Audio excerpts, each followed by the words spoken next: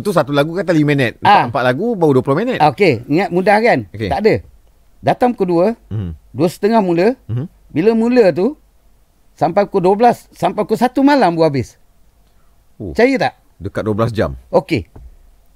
Sekiranya pemuzik tu betul, penyanyi lah Salahuddin. Semula. Kena pula dah ujung-ujung lagi.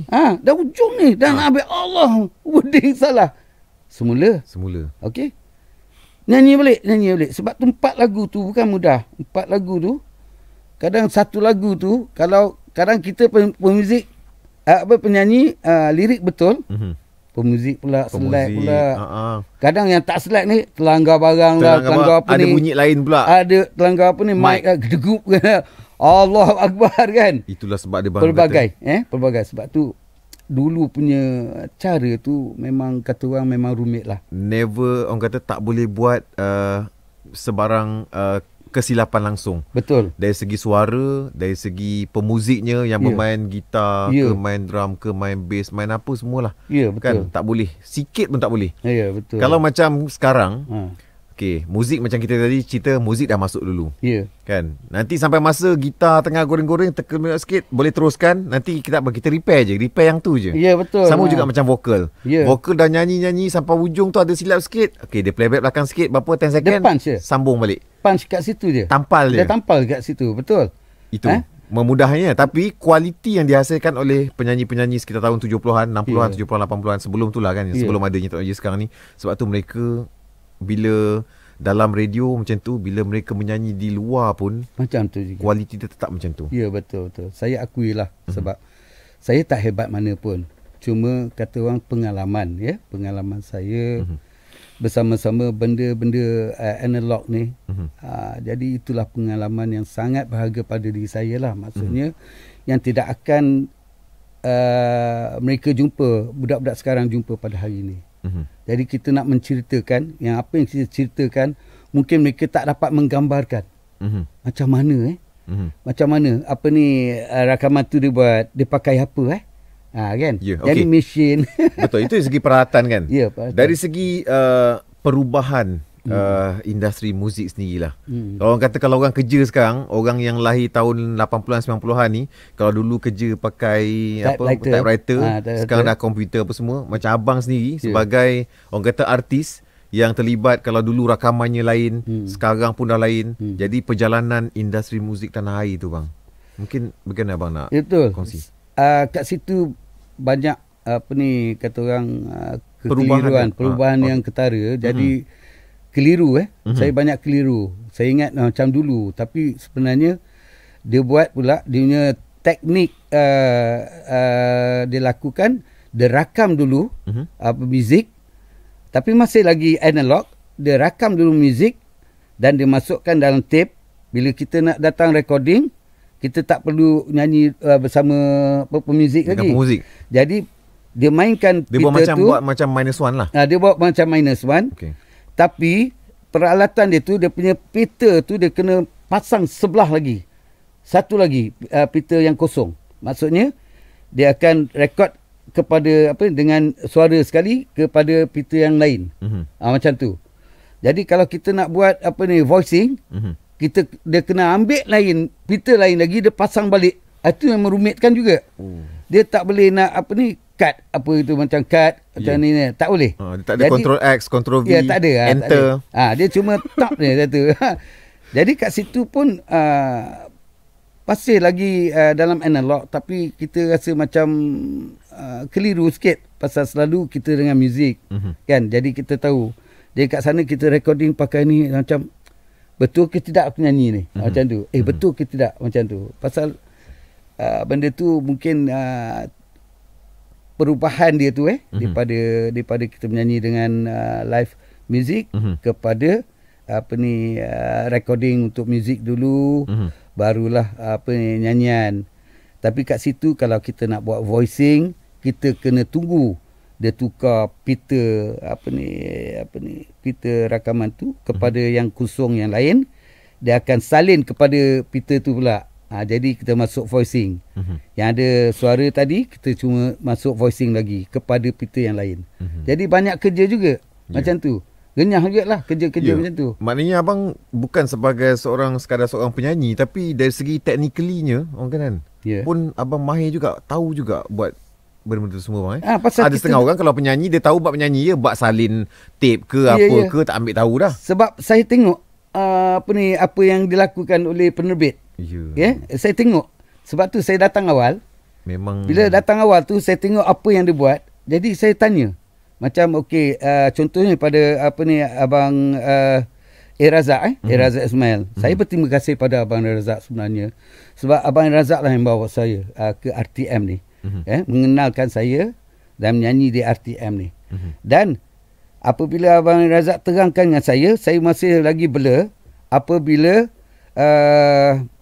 Encik Hamidun Zain pada ketika itu panggil saya untuk untuk menyanyikan rancangan yang yang diterbitkan Orkes RTM Kawasan Selatan yang dikeudara pada hari Selasa tak salah saya jam 1 petang hingga 2 petang. Jadi kat situ saya banyak belajar. Encik Hamidun Zain banyak mengajar saya. Dia kata okey macam ni Din, dia panggil Din dia. Din sebenarnya macam ni. Kalau nak macam ni kita rekod dengan music rekod. Bila music rekod tu saya ada. Pasal saya datang awal. Bila music main, ni macam lagu aku. Jadi dia rakam. Bila dia rakam tu, dia stop habis 4 lagu tu rakam. Dia panggil penyanyi, jadi dia akan ambil satu lagi pita yang kosong kat sebelah. Jadi dia mainkan lagu tu tadi, yang lagu pertama, lagu tu dan pita tu akan berjalan juga sama seiringan. Jadi saya pun rakam. Bila rakam, masuklah suara dengan muzik tadi. Jadi bila kita nak buat voicing, dia akan ambil pita yang lain pula. Satu lagi. Dia quarter inch je, dia kata. Quarter inch. Dia quarter inch pita macam apa kata orang keset, macam keset. Dia macam keset dia yang warna perang tu kan? Ya, perang tu. Tu. Dia dah ambil lagi, tapi itu besar lah. Dia tu, pita tu besar lah. Dia berpusing. Dia ada 2 mesin. Mesin pertama, mesin kedua. Jadi yang saya tahu dulu apa recording macam tu nama apa Nagra. Betul. Okey, warna hitam tu ya. Saya tahu. Ada tengok kat situ. Jadi apa yang dia buat, dia ajar saya. Okey macam ni ya. Sebenarnya macam Din macam ni. Dia panggil saya Din lah. Pasal saya yang satu memang belum buat album lagi, memang diorang panggil saya Din lah. Macam ni buat. Jadi kalau okey awak masuk voicing, part mana voicing? Jadi dia main dulu kat sini. Okey voicing, nanti kita main voicing. Bila salah nanti dia stop dia anukan balik, putar balik, dia akan sambung balik kat mana yang stop. Pasal dia ada timer, dia ada macam 00. Kalau 01 untuk nak masukkan vokal dalam -1 tu. Ya betul. Jadi kalau salah, salah. Jadi salah tu dia tengok kat mana. Kalau 05. Dia boleh tampal atas dia juga bang tape tu dia tapi boleh. dia balik semula lah. Dia balik semula. Itu yang susah nak kira tu. Dia balik semula. Okey ni lepas dia buka. Dia ada bunyi jadi dia tahu. Tapi itulah kalau cerita kemahiran orang dulu bang nak letak set betul-betul supaya orang kata dia punya masa tu seiring lah. Ya betul. Tak adalah vokal tertinggal ke terlambat ke. Tapi tengok pada producer. Ada producer yang rajin, dia buat macam tu. Maksudnya macam lagu ni ada harmony. Awak boleh buat harmony tak? Boleh. Nak dubbing, nak tampal lagi suara vokal lain. Okey. Tapi pasal kerja dia rumit. Sebab tu kalau ada harmony macam second voice dia, dia kata tak payah buat lah. Pasal apa? Dia takut nanti akan makan masa yang lama. Nak kan? siapkan. Nak siapkan benda tu. Macam itu tu. kalau yang rajin lah. Yang Tapi rajin. kalau yang malas tadi, rekod semua sekali jalan. Semua sekali jalan. Dah yang sekali. Datang pukul 2 petang balik pukul 2 pagi. 12. Aduh, 12. Saya masih ingat lah pada ketika tu tapi yang dulu ni yang satu Suliza Salam, mesti you kenal kan? Datin Suliza Salam. Yeah. Okey, ketika tu memang dia dapat dipanggil untuk buat rakaman lah. Mak Suliza Salam dan ayah Pak Salam tu sebenarnya bapa angkat kami semualah. Kami anggap macam bapa angkat kami. Jadi Mak Suliza Salam iaitu Mak Intan. Mak Intan ni kalau di Benut di Benut dia ni boleh mengubat orang. Mak Intan ni. Kalau kami sakit ke apa, demam ke apa, sini nak. Dia kata, kenapa? Demam. Dia macam tangkalkan. Dia tangkalkan. Nanti dia ambil air, dia ambil air. Tengok kau ni kencing malam ni, minta tangan kencing malam. Ya. Lebih kurang macam tu lah kan. Jadi dia ambil air tu, nanti dia jampikan kita siapa apa. Kau minum? Minum nak? Dia kata. Minum? Nanti okey, ke bawah. Itu baiknya, bagusnya ada Mak Intan. Apabila Suliza Salam ada je, kita happy lah. Sebab apa? Nanti dia datang dengan nasi lemak. Dia akan bawa bekal-bekalan. Dia tahu sampai malam ni recording. Nanti bawa nasi lemak. Masa tu datang apa, naik bas? Dia orang ada kereta lah. Mungkin datang dengan kereta lah kan. Pasal dia pada Benut. Hujan. Dia datang buat rakaman. Bila ini lagi rakaman dengan siapa? Dengan Suliza Salam. Dengan Uda. Kita panggil dia Uda. Dengan Uda. Yeah, best. Dah tahu. Ada makan. Ada makan free. Kalau nasi lemak kadang dia bawa kari pap kan. Kari pap goreng. Memang sedap Mak Intan buat. Dengan sambal dia sedap. Ya Allah. Dia cakap, alamak best. Ada makan lagi. Selamat kan. Kita dulu manalah ada duit kan. Kadang-kadang nak modal lagi. Ya. Saya dulu kerja, kalau part time saya kerja kat ESO dulu. ESO sikit lupa dia tanya mas, sebelum ke RTM apa semua dengan rakan lepas sekolah abang okey maksudnya sampai dia punya tu, abang punya sekolah tu? Sekolah saya tak berapa tinggi lah. Maksudnya saya sampai SPM. Tapi SPM tu ialah biasalah kan. Saya nak tampal pun sampai dah tak boleh tampal. Nak tampal pun gagal macam nak tampal. Jadi tu yang lepas SPM tu kerja paminyak? Bukan. Saya bila saya cuti sekolah, saya akan cari duit lah. Antara kerja-kerjanya tu? Antara kerja-kerja ni, kalau dekat raya macam ni, kalau dekat-dekat nak raya, saya dengan siapa tahu, arwah abang angkat saya tu, Jalil Abbas. Dia ni seorang pelumba basikal daripada Johor tau. Dia pernah kalahkan Daud Ibrahim. Dan dia racing lah, basikal racing. Jadi saya dengan dia, pasal duduk sebelah-sebelah rumah, arwah abang Jalil ni memang selalu kalau dekat raya, dia akan cari duit. Dia akan panjat pokok kelapa, dia cari pucuk umbut. Yes. Bukan, dia akan buat daun ketupat. Nak buat daun ketupat. Dia akan umbut pula. Umbut orang tebang terus. Tu tebang. Dia ambil daun ketupat tu. Jadi saya kat bawah. Saya kat bawah, nanti saya anukan lah. Susun-susunkan dia. Nanti bawa basikal dia lah. Dia bawa basikal dia, saya bawa basikal dia, nanti dia akan panjat pokok kelapa kat mana, nanti dia minta izin dengan orang tuan rumah, nanti dia bagi tuan rumah sikit. Lepas tu saya cari saya cari buah mentega. Ada sekarang kat jalan jalan apa orang panggil ni, jalan Abdul Samad. Yes, banyak. Okey. Ada orang yang tak kenal buah mentega. Ada budak sekarang yang tak kenal buah mentega. Apa tu buah mentega? Saya pernah dulu bang, teringin sangat cuba orang petik, ambil cuba rasa tak? Ya. Tengok orang kata rasa mentega rupa dia tu kan. Dia macam tu, buah dia cantik lah, besar macam tu. Tapi dia bersalut dengan macam dia baldu macam dia macam baldu. Kulit dia, baldu, kulit dia baldu. Kulit itu sebenarnya dia punya macam dia panggil kena macam miang. Jadi nak hilangkan dia, gesik rusuk dekat rumput. Jadi nanti dia akan hilang. Jadi cantik. Buah ni nanti cantik lah dengan kulit merah dia kan. Itulah saya petik buah mentega ni, saya dapat kat Jalan Abdul Samad tu lah. Cari, saya jual. Saya jual. Satu buah tu kalau besar 15 sen. Kalau besar sikit macam tu 10 sen. Macam tu. Kalau kecil 5 sen. Macam tu lah. Pasal apa, nak cari duit raya. Di samping tu, kalau ada kerja macam kat ESO, kalau saya cuti, kalau dekat ESO tu buat apa? Saya bekerja.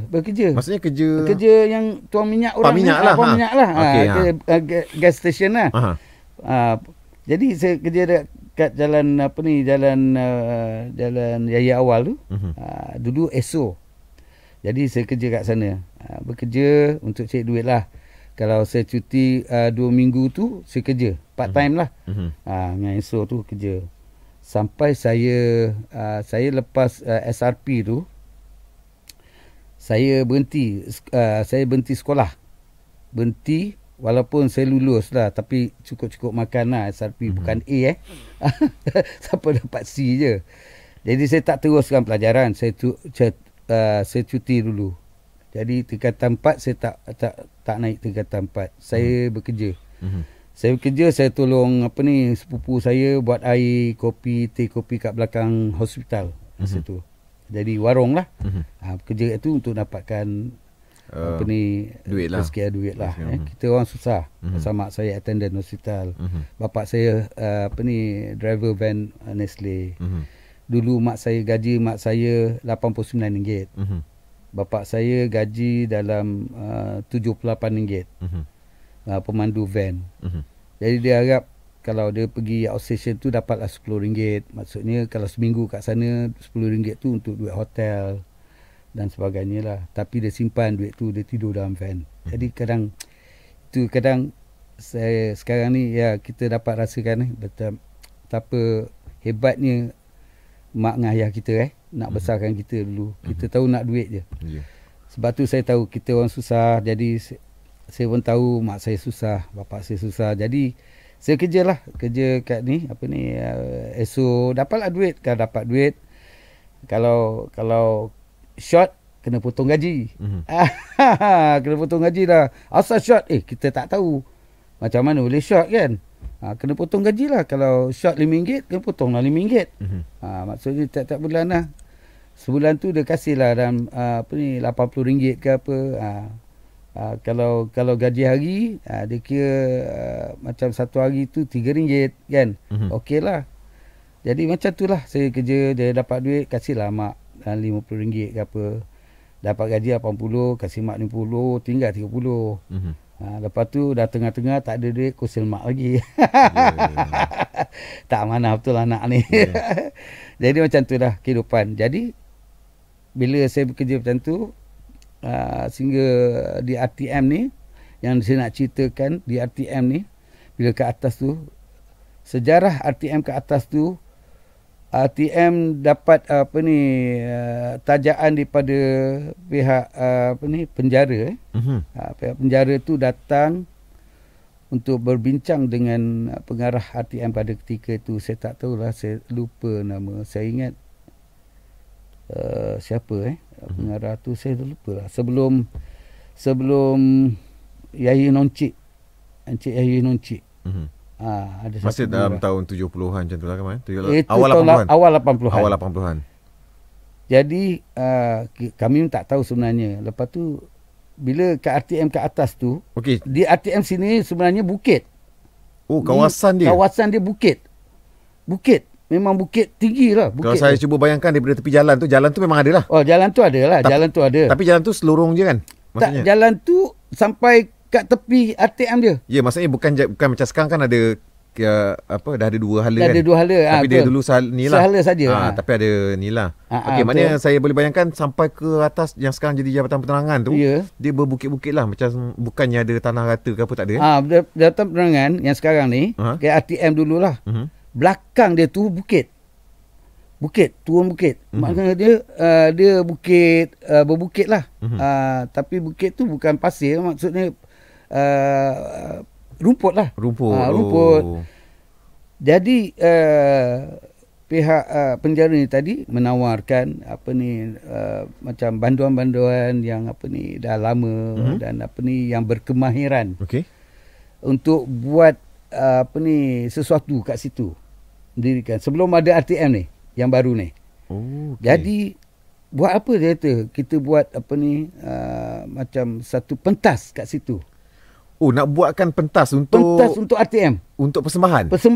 Untuk persembahan. Habis sebelum ni kalau ada show ke apa, RTM pentas kat depan.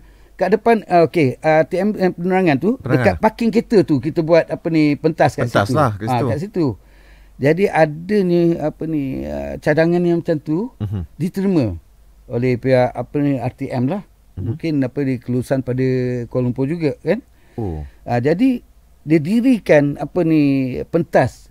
Pentas tu macam gua tau, cantik. Macam batu. Okey, lantai dia tu dia macam dia ada staging, dia ada stage ke? Tak, dia lantai terus macam batu lah, batu. Simen, semua simen. Maknanya diratakan. Dia ratakan, lepas tu dia naikkan macam stage. Lepas tu stage tu berbentuk macam gua. Macam gua. Ada cantik, ada pintu keluar masuk belakang, pentas yang besar, lebar. Saya ingat lebar dia 20 kali 40 20 kali 40 kaki. Besar. Dihasilkan oleh banduan yang kreatif lah. Jabatan Penjara Johor Bahru. Macam tu. Saya difahamkan. Jadi kat situ dia buat memang cantik. Jadi kalau ada macam keramaian, macam 31 Ogos ke apa, jadi RTM kalau ada buat show yang panggil orang datang, panggil artis apa, dan orang semua duduk kat ni lah, duduk kat rumput tu. Pasal rumput tu cantik. Lepas tu bukit kan, jadi cantik lah stage tu dah dekat atas. Nampak stage kat bawah. Kita kat atas bukit. Stage kat bawah, kita atas bukit. Atas bukit. Stage tu bawah lah. Pasal dia cantas lah bukit tu lah. Dia buat stage kan. Jadi cantik lah tempat tu. Benda tu jadi meriah. Jadi yang pernah main stage tu Alleycats, kumpulan Alleycats. Yang pernah buat show. Yang buat show kat situ. Sembang dekat situ. Kumpulan Nirwana. Allahyarham Datuk Eraman Hassan. Okey betul lah. Kat situ dia memang diorang pernah buat show di situ. Dan penyanyi seperti saya, abang saya semua kat sana lah. Bersama Alleycats yang situ buat show kat situ. Masa tu Ilusi belum ditubuhkan? Belum. Saya belum buat album lagi yang situ. Saya masih jadi penyanyi RTM Kawasan Selatan lah situ. Jadi penyanyi penyanyi tempatan. Tempatan lah. Jadi saya menyanyi kat situ. Memang berangin. Lepas tu yang seronok. Memang best lah. Tempat tu memang. Masa tu nyanyi dah ada cover backup combo main ke mana semua? Combo main. Itu live band lah. Live band. Jadi kat situ kalau buat show memang best betul lah. Dengan angin dia. Saya masih ingat lagi saya memang itulah kalau kita cerita balik memang yang kelakar ni kumpulan Alleycats lah. Kita tahu kan David Arumugam kan. Rambutnya. Dengan rambut dia apabila tapi pasal David ni dia mungkin dia tak hafal lagu-lagu dia. Jadi setiap lagu-lagu dia tu ada lirik. Lirik tu dia letak kat atas konggar dia. Ada konggar dia kan, ada 2 konggar gitu kan. Dia letak kat atas. Jadi dia nyanyilah. Okey, semua untuk orang semua, untuk kamu peminat semua, terima dari saya tu. Sampaikan lagu andainya aku pergi dulu. Jadi bila dia nyanyi, andainya aku pergi dulu sebelummu, angin kuat. Jadi wording dia terbang. Lirik dia. Lirik dia terbang.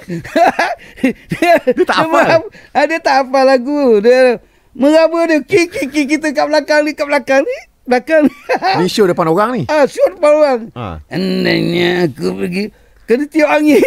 Dia apa? Itu masih diteruskan nyanyian tu. Diteruskan. Apa lirik yang keluar daripada tak salah Loga ada nyanyi juga lah. Macam adik dia Loga. Tapi merapu lah. Dia ambil lirik. Carinya. Saya tengok, saya ketawa. Lepas tu bassist saya ingat Meng main bass yang saya. Meng tengok saya kiki kan Meng ketawa. Saya tak boleh tahan. Meraba dia lirik dia. Kena tiup angin. Pasal angin sedap kat situ. Memang ni. Itu yang baru kita tahu punya tak hafal lirik rupanya. Wah, lagu popular gila ni. Lagu sendiri lah. La ilaha illallah. Andainya aku pergi dulu kan. Jadi orang pun sukalah kan. Orang ramai. Itulah kenangan betul. Saya tak dapat lupa lah. Kenangan tu memang itu yang David Arumugam ya, Datuk David Arumugam nyanyi tu. Bila wording dia tu kena tiup angin. Aduh, itu memang kenangan betul lah. Untuk pengetahuan semua lah. Memang RTM ni sebelum didirikan RTM yang cantik ni, itulah rupanya stage yang ada pada ketika tu, yang kami dapat rasakan. Tu kira official punya lah bang, yang RTM gunakan untuk persembahan-persembahan lah. Betul. Jemputan Dan kalau ada. Saya pula balik jalan kaki tau. Saya duduk kat Barrack Hospital. Jadi balik saya tak ada apa kenderaan. Balik dah pukul 12 malam. Dekat Barrack Hospital. Dekat Hospital Sultanah Aminah. Jadi saya yang sekarang ni? Ya. Okay. Jadi saya turun bukit tu, teruskan jalan tu ke kolam air tu. Jalan Oncit jalan kaki. Jalan kaki. Okay. Sampai ke rumah lah. Jalan kaki pasal kenderaan tak ada. Ya, pada waktu tu. Saya dengan kot saya, dengan vest saya. Siang, malam. Kalau malam macam mana bang keadaan dulu bang situ? Allah. Situ saya tak bayangkan lah. Mungkin sekarang dah ada perumahan apa semua, rumah kedai kan. Dia gelap. Tahun 80-an tu kat situ bangunan apa bang lu? Bangunan kedai? Dia tak ada apa. Kat Tasik tu. Okey, Tasik Merdeka depan tu? Tasik Merdeka tu lah. Tapi Tasik tu dulu ada chalet. Tapi kat situ ada satu pokok besar tu. Tempat tu memang berhantu. Kat situ ada cerita yang ni. Boleh cerita bang? Jadi saya jalan. Bila jalan kaki, jalan kaki saya balik berempat kat situ. Ada 2 orang budak perempuan. Dia nak balik juga. Jadi saya dengan kawan saya ni, Ibrahim Bujang ni, balik. Bila tengok budak perempuan tu, tak balik lagi saya kata. Tak balik, tak ada kenderaan lah dia tu kan. Macam mana nak balik mana? Dia nak balik Skudai. Dia, sekarang dah pukul 12 kan. Macam mana dia? Tak ambil jalan kaki. Awak nak pergi ni? Tak, saya nak balik. Boleh numpang tak? Saya tak ada kenderaan. Saya nak jalan kaki. Jalan kaki boleh ikut tak dia tu? Dia ikut lah, tak apa. Jalan dengan saya duit. Rupanya sama-sama penakut. Lepas tu saya pula dengan kot saya, kot pinjam abang saya punya, dengan vest saya. Vest 3 piece. Jadi buka kot, sangkut kat tangan. Jadi buat lah jalan. Awak yang nyanyi tadi dia tu. Saya ni. Kita minat awak lah dia tu. Oh ya ke? Alamak. Okey lah juga. Awak alamak. Ada orang minat Ayim. Saya cakap dengan kawan saya. Tak apalah jalan. Awak nak balik mana? Saya nak balik Skudai dia tu. Saya nak balik dia panggil Batu Lima dia tu. Batu Lima ya. Jadi jalan. Bila saya jalan, bila cakap-cakap tu, bila dekat dengan chalet tu, dekat Tasik kan. Saya hati dah dah tak sedap lah. Yem, jangan laju sangat. Relax sikit Rahim. Nak cakap dengan Rahim pasal seluar saya bell bottom. Melangkah jalan kaki tu. Bell bottom kan. Kasut pula macam ni. Tinggi. Tumit lah kasut tumit. Tumit kan.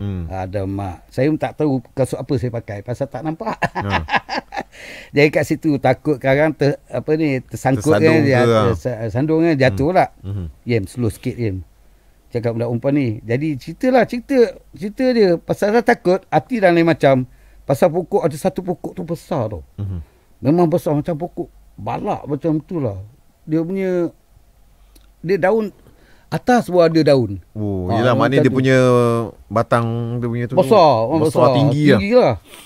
Kat situ pasal apa dia orang cerita. Pasal dululah abang-abang arwah abang Mak Syah pernah cerita pasal dia dengan heavy machine pernah tidur kat situ. Dapat chalet kat situ, jadi tidur. Bila tidur dia dengar ada orang nyanyi kat belakang.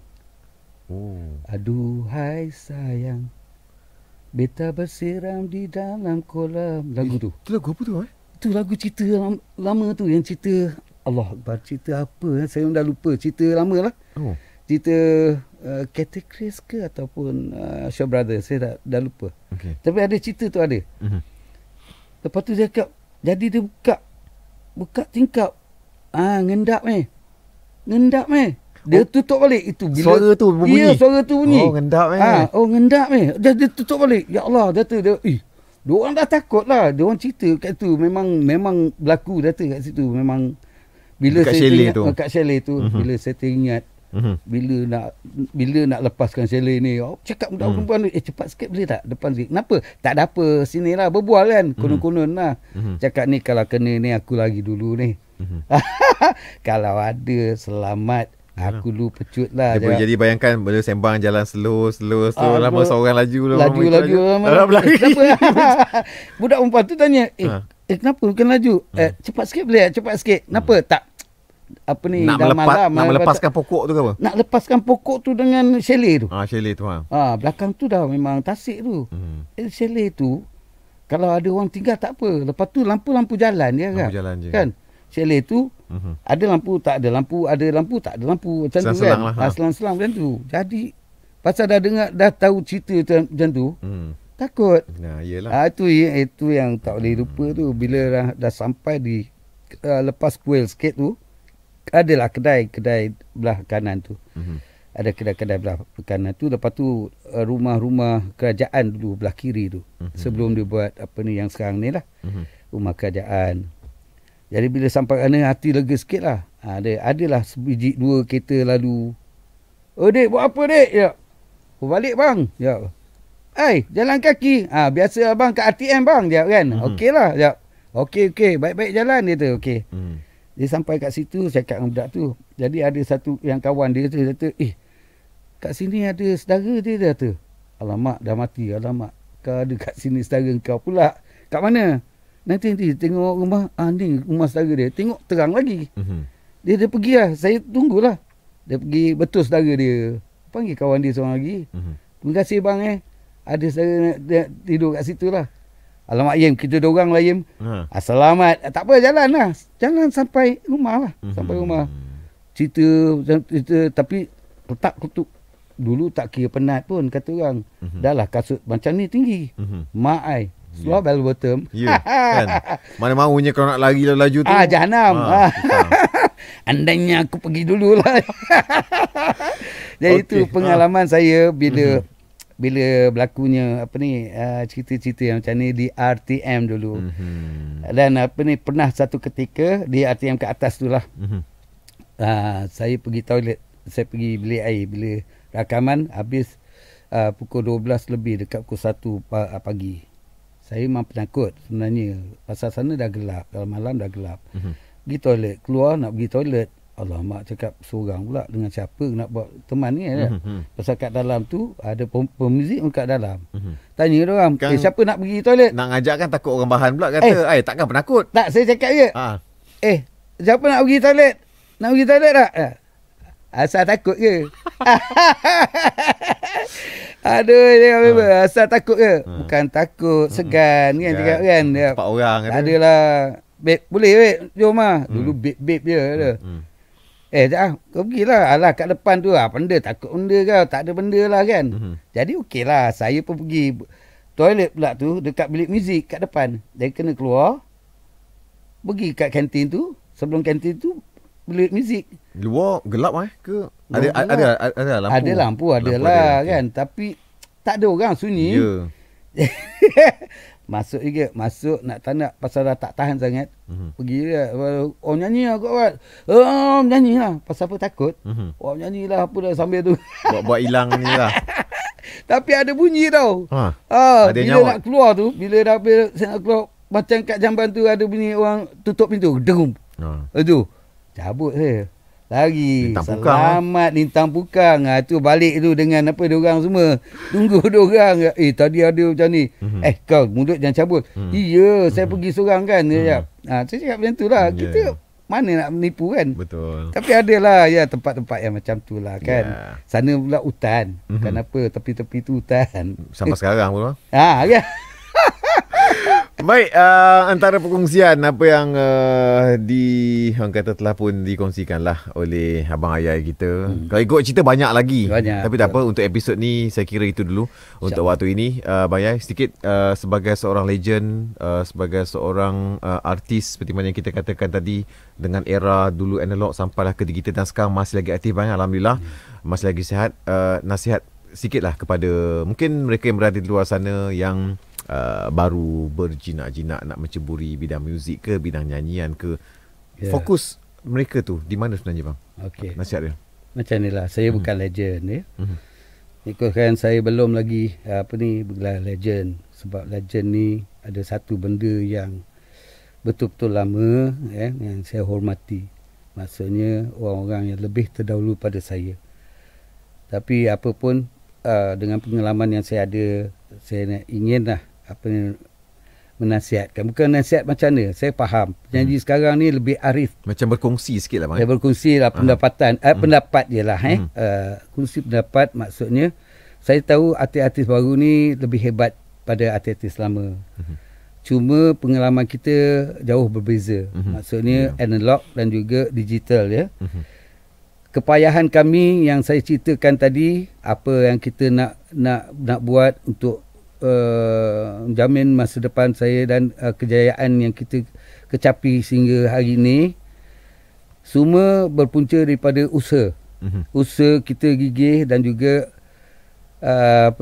biarlah kata orang merendah diri dan juga menghormati kawan-kawan, sebab pencapaian kita, kejayaan kita ni sebenarnya banyak juga dibantu oleh kawan-kawan sekeliling kita. Tanpa kawan-kawan, kalau dulu kita nak cari lirik, kita nak cari apa pun, nak cari lagu dan sebagainya, kawan-kawan lah yang banyak membantu, yang mana tahu, dan itu kata orang, susah payah kita dulu kerana kita mencari. Bila mencari, kita mencari guru. Kalau kena maki, kena hamun pun kata orang, kita tahan, kita terima, telan dengan seadanya, sebab kita nak belajar. Saya tahu sekarang ni petik kat jari je dah keluar lirik ke apa pun, nak lagu macam mana, nak buat lagu yang bagus, ada kata orang, ada sumber-sumber yang boleh boleh dikongsi senang untuk mencipta lagu dan sebagainya. Tapi dulu lain, kita kena belajar, cari sendiri, kita cari sendiri, usaha sendiri. Kena maki pun diam, tidak melawan, kata orang. Nak cari guru pun susah, kata orang. Mungkin sebab terhad lah dulu, bang. Ya, dulu kita terhad. Nak mencari guru pun terhad. Ya, betul. Nak cari sumber tempat kita nak belajar, nak merakam ke, nak orang nak buatkan lagu ke, terhad. Ya, betul. Jadi kita banyak dibantu oleh kawan-kawan sebenarnya. Sebab sekarang tak ada orang, komputer pun boleh tolong buatkan lagu. Betul. Sekarang ada AI. Ya, betul. Maksudnya sekarang teknologi, sebab tu saya cakap perbezaan antara penyanyi sekarang dan penyanyi dulu lah. Maksudnya kami tidak hebat, tidak. Tapi dengan kesungguhan kami, maksudnya kami kata orang macam saya ni bersyukur pada Allah kerana apa yang saya idamkan, apa yang saya hajatkan dulu. Dulu kalau saya beli kaset, saya ambil gambar, saya buang cover kaset tu, saya letak gambar saya. Bila saya keluar lagu saya dengan Orkes RTM Kawasan Selatan, saya rakam. Dah cukup 8 ke 10 lagu apa yang saya rakam ni, 12 lagu ke. Saya masukkan dalam kaset tu, letak gambar saya. Konon-kononnya saya buat album sendiri lah. Konon-kononnya itu cita-cita. Jadi akhirnya berjaya juga, maksudnya atas dorongan kawan-kawan tadi. Banyak kawan-kawan di RTM ni membantu saya. Satu pada terima kasih saya pada Abang Irazak Ismail, abang angkat saya yang saya kasih. Terima kasih banyak kerana mendorong saya, membantu saya. Cik Hamidun Zain, Cik Piti Squera, dan juga DJ Lin Anim yang banyak membantu saya mencari lirik dan sebagainya, lagu-lagu macam Mustazah Ma'ah, Abang Taruni Halik, Kak Samsiah, Ramlah Haji Ramlan, Saluddin Haji Ramlan, dan macam abang-abang kita yang banyak membantu saya untuk kata orang menambah ilmu, menambah pengalaman saya untuk saya menjadi seorang artis, dan juga pemuzik dulu yang saya hormati. Memang saya tabik pada diorang semualah. Maksudnya diorang banyak membimbing saya. Bimbing saya daripada segi daripada saya tak tahu sampai saya tahu. Daripada saya tak tahu apa nota ni apa. Ini minims, ini semi brief, ini crotchet, ini semi brief, semua semi quaver. Sampai saya tahu. Maksudnya bila saya tengok apa yang diorang main, nanti diorang ajar, ini bunyi ni macam ni. Sampai saya tahu. Itu terima kasih banyak saya lah belajar. Dan untuk adik-adik, saya haraplah kalau dah berjaya, sekarang ni memang mudah untuk menempah nama, kerana banyak laluan yang paling mudah sekarang ni. Bila kita rakam lagu, kita sendiri pun boleh masukkan lagu kita ke dalam YouTube dan sebagainya, Spotify dan banyak lagi yang boleh membantu. Tak macam kami dulu berusaha sampai dikenali oleh pencipta untuk mempromosikan diri sendiri, untuk promosi diri sendiri. Betul. Berusaha macam nak gila lah kata orang, tapi akhirnya berjaya, alhamdulillah. Right. Untuk adik-adik kita, bila berjaya tu, jangan lupa ibu ayah, keluarga, jangan lupa sahabat handai kita yang banyak membantu kita, dan jangan lupa pada peminat-peminat yang menyokong kita sebenarnya. Janganlah kita ego, jangan sombong. Peminat nak ambil gambar pun tak boleh. Jangan macam tu. Tak sosial namanya. Tak sosial namanya. Betul. Dia betul. Yalah, kadang-kadang peminat tu dia minat. Jadi tanpa peminat, kita takkan berada di situ. Kita tak akan berada kat situ. Dan jangan lupa kepada DJ-DJ, menghormati DJ-DJ dan juga pemberita yang menaikkan kita, yang menulis cerita-cerita kita, DJ-DJ yang banyak memutarkan lagu-lagu kita. Berterima kasih pada diorang. Janganlah terlalu demand. Jangan terlalu demand. Pada saya tak jadi apalah. Kerana tanpa mereka ni semua, orang tak kenali kita. Walaupun kita ada YouTube dan sebagainya, itu saja pun tidak mencukupi. Tidak kuat. Tanpa ada DJ yang main lagu-lagu kita di radio, dan tanpa ada pemberita yang menaikkan nama kita, mengharumkan nama kita, menulis benda-benda yang beri kebaikan untuk diri kita, mereka lah harus kita hormati. Dan juga jangan lupa pada pencipta-pencipta lagu, walaupun dia orang lama, dia orang baru, penulis-penulis lirik kita, menghormati diorang. Itulah karyawan kita dari dulu sampai akhir. Itu saja. Itu dia. Begitu banyak antara kisah-kisah menarik yang telah pun dikongsikan oleh Ayai Ilusi ataupun Zahruddin Kamarudin. Okey, yang mula menempuh nama sekitar tahun 70-an di RTM, sampailah sekarang ini alhamdulillah masih lagi lagu-lagunya terus dikudarakan di corong-corong radio, di orang kata di media sosial juga. Sekarang ni kalau tengok di mana YouTube pun, walaupun tahun 70-an 80-an punya lagu masih lagi ada untuk anda. Satu lagi, Sofi, saya lupa. Sebelum saya lupa, terima kasih banyak RTM Kawasan Selatan kerana menaikkan nama saya. Kerana kerana RTM Kawasan Selatan ni juga yang melahirkan saya untuk menjadi seorang artis di Malaysia ni. Terima kasih RTM. Jasamu ku kenang sehingga ke akhir hayat. Baik.